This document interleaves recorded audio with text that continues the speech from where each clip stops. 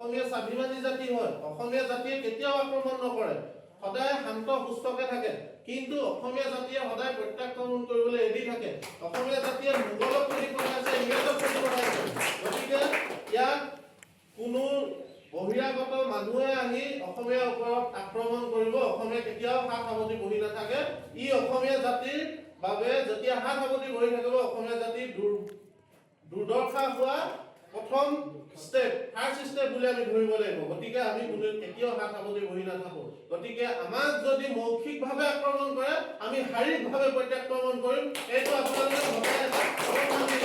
আমি কেতিয়াও ক্ষতি নিদিওঁ। যেতিয়া আপোনালোকে সংগ্ৰাম কৰিবলৈ ওলাই আহিছে, জীৱনৰ অন্য এটি নামেই সংগ্ৰাম। গতিকে সংগ্ৰাম কৰিবলৈ আমি এখন মঞ্চ পাইছো, সেইখনে হ'ল অসমীয়া যুৱ মঞ্চ। গতিকে মই বিশেষভাৱে একো নকওঁ, আমি এনেদৰে সংগ্ৰাম কৰি যাব লাগিব আৰু সংগ্ৰাম কৰিবলৈ সকলোৱে একতাৰে আগবাঢ়িব লাগিব, সকলোৱে মনৰ কথা আলোচনা কৰিব লাগিব। সেইবাবে আচলতে এটি কাৰ্যালয় আমাক প্ৰয়োজন হয়। স্থায়ীভাৱে নোৱাৰিলেও ভাড়ালৈ লৈ হ'লেও অস্থায়ী কাৰ্যালয় এটাও যদি লোৱা হয়, সন্ধিয়া বা কোনোবা এটা সময়ত যেতিয়া আমাৰ সতীৰ্থসকল আহে, তেতিয়া যিকোনো এটা গঠনমূলক আলোচনা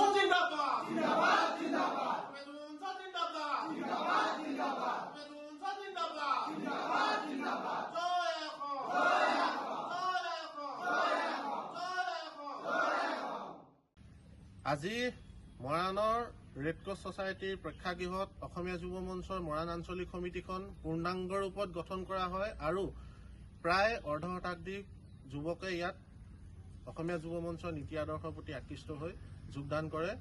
আৰু উক্ত সমিতিখনৰ সভাপতিৰ দায়িত্ব মনোজ ফুকনক দিয়া হয় আৰু সম্পাদকৰ দায়িত্ব প্ৰসেনজিৎ দেৱক সম্পূৰ্ণৰূপে দায়িত্ব অৰ্পণ কৰা হয়। উক্ত সমিতিখনে অনাগত দিনত মৰাণত হৈ থকা যিবিলাক অনিয়ম অবিচাৰ তাৰ প্ৰতি সক্ৰিয়ভাৱে যুঁজ দি যাব বুলি প্ৰতিশ্ৰুতিবদ্ধ হয় আৰু অনাগত সময়ত যি আমাৰ খিলঞ্জীয়াৰ ওপৰত অনা অসমীয়াৰ আৰু বাহিৰাগত লোকৰ যি দপদপনি চলিছে, যি অত্যাচাৰ চলিছে, তাৰ বিৰুদ্ধে সৰবভাৱে ভূমিকা পালন কৰি যাব বুলি তেওঁলোকে সম্পূৰ্ণৰূপে প্ৰতিজ্ঞাবদ্ধ হয়। আৰু যি অসমীয়াৰ খিলঞ্জীয়া অসমীয়াৰ ওপৰত আক্ৰমণ হৈছে, যি মৌখিক আক্ৰমণ হৈছে, এই মৌখিক আক্ৰমণ আচলতে ভলুকা বাঁহেৰে উখুনে প্ৰত্যাক্ৰমণ কৰিব বুলিও আচলতে সংকল্পবদ্ধ হয়। আমাৰ স্বাভিমানী জাতিটোৰ ওপৰত যি অনিয়ম অবিচাৰ হৈ আছে, সেই অবিচাৰবিলাক যাতে দূৰ কৰিব পাৰি, তাৰ অৰ্থে আচলতে প্ৰায় অৰ্ধ শতাধিক লোকে সংকল্পবদ্ধ হৈ যুঁজ দি যাম বুলি আজি সমিতিখনে সম্পূৰ্ণৰূপে সংকল্প লয়।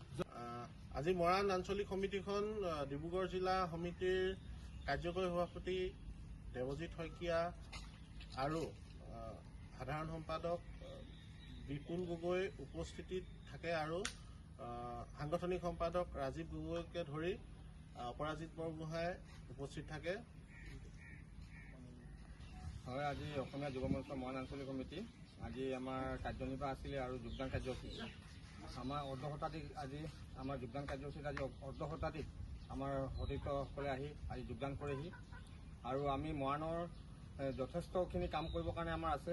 মৰাণৰ যিখিনি আমাৰ সমস্যা আছে, সমস্যাৰ ওপৰত আমি মাত মাতি যাম আৰু আমাৰ যি গুৱাহাটী যি কাৰ্যকলাপ মানে বহিৰাগত মানুহে কৰিছে, তাৰ ওপৰত মানে আমি বিহিত ব্যৱস্থা ল'বৰ কাৰণে আমি অনাগত দিনত মানে আমি সাজু হৈ আছো।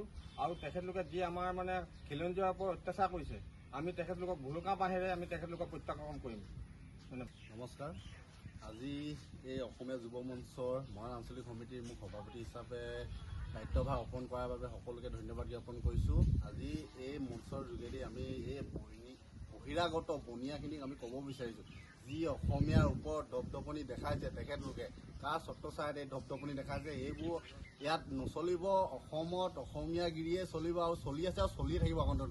এই গুৱাহাটীত যিটো ঘটনা ঘটিলে, বহিৰাগত বনিয়াই যি আমাৰ অসমীয়া ল'ৰাৰ ওপৰত হাত তুলিলে, এইটোৱে যাতে লাষ্ট হওক আৰু তাৰ পিছত আমি এনেকুৱা এটা ঘটনা যাতে দেখি নাপাওঁ। যদি এনেকুৱা ঘটনা আমি আগন্তুক দিনত দেখি পাওঁ, তেতিয়াহ'লে আমি হেংদাং হালোৱা এছাৰি যি পাওঁ, আমাৰ অসমীয়া যি সম্পদ আছে সেইবোৰে আমি সিহঁতক প্ৰত্যাখ্যান কৰিম বুলি আমি চুক্তিবদ্ধ হৈছোঁ আৰু মৰাণত আমাৰ জ্বলন্ত সমস্যাখিনি সমাধান কৰাৰ কাৰণে আমি যিমানখিনি পাৰোঁ আগবাঢ়ি গৈ কাম কৰিম বুলি চুক্তিবদ্ধ হৈ পিনে মোৰ চমু বক্তৃতা সামৰণি মাৰিছোঁ। ধন্যবাদ। জিন্দাবাদ জিন্দাবাদ অসমীয়া যুৱ মঞ্চ জিন্দাবাদ জিন্দাবাদ জিন্দাবাদ অসমীয়া যুৱ মঞ্চ জিন্দাবাদ জিন্দাবাদ জিন্দাবাদ জয় আই অসম জয়